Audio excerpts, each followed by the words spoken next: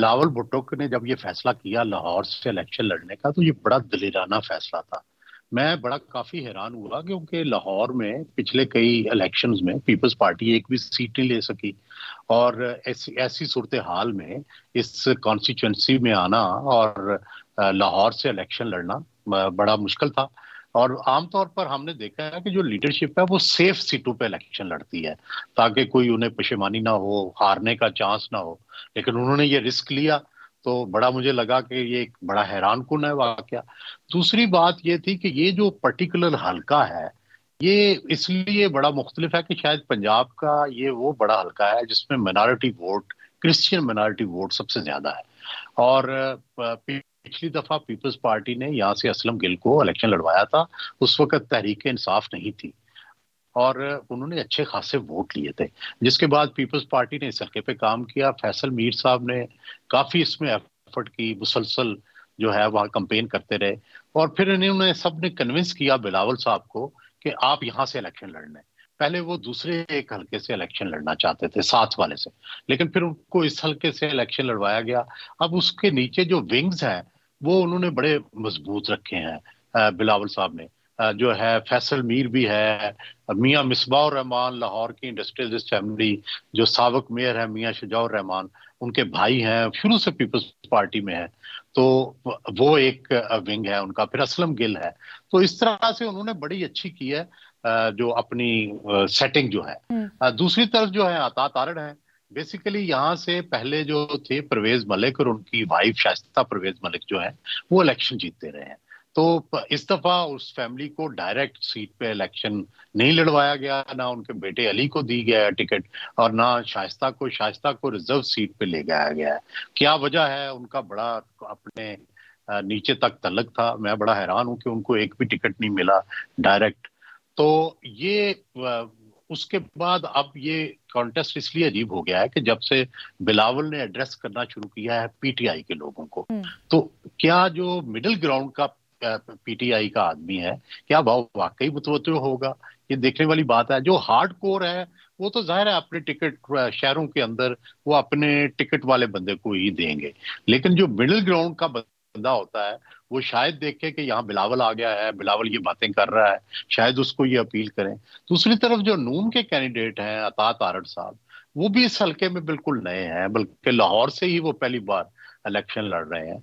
और उनका कोई इंट्रोडक्शन नहीं। हाँ, ये दुरुस्त है कि नून लीग का अब भी स्ट्रक्चर दूसरी पार्टियों से हल्कों, लाहौर के हल्कों में काफी बेहतर है। तो इसलिए ये एक इंटरेस्टिंग कॉन्टेस्ट होगा देखने के लिए कि क्या बिलावल पीटीआई को कन्विंस कर पाते हैं। पुरानी जो लेबर की यहाँ काफी स्ट्रेंथ है, किसी जमाने में पीपल्स पार्टी यहाँ से जीतती रही है, ख्वाजा तारक रहीम यहाँ से जीते थे, तो क्या वो इस वोटर को जगा सकेंगे कि वो दोबारा उनको वोट दे? बट सुहेल साहब, ओवरऑल अगर पंजाब में देखें तो आपको क्या लगता है, पीपल्स पार्टी पिछले 2018 के इलेक्शंस में 7 सीटें यहाँ से निकाल पाई थी एज इन पंजाब से। लॉन्ग वे टू गो बड़ी पार्टीज को मुकाबला देने के लिए। किस हद तक अपने पंजे गाड़ पाएगी या किस हद तक पोजीशन मुस्तहकम कर पाएगी पंजाब में?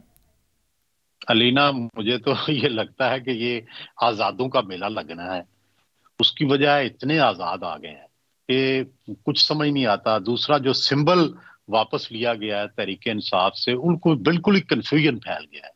रोज टिकट तब्दील हो जाते हैं, रोज सिंबल तब्दील हो जाते हैं। तो पहले तो बड़ा क्लियर इलेक्शन होता था कि भाई एक पार्टी का ये कैंडिडेट है, दूसरी का ये है। अब इस कंफ्यूजन में क्या लोग ढूंढ पाएंगे पीटीआई को और उसको वोट डालेंगे?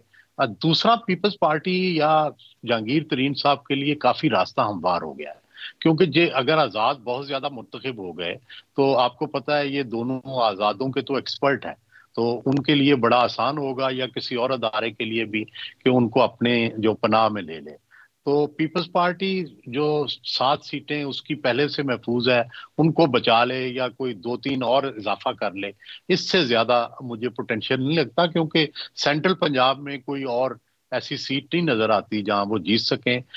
नॉर्थ पंजाब में भी बहुत कम है। एक ही सीट राजा परवेज अशरफ वाली है जहां पे इनके पास पोटेंशियल कैंडिडेट है।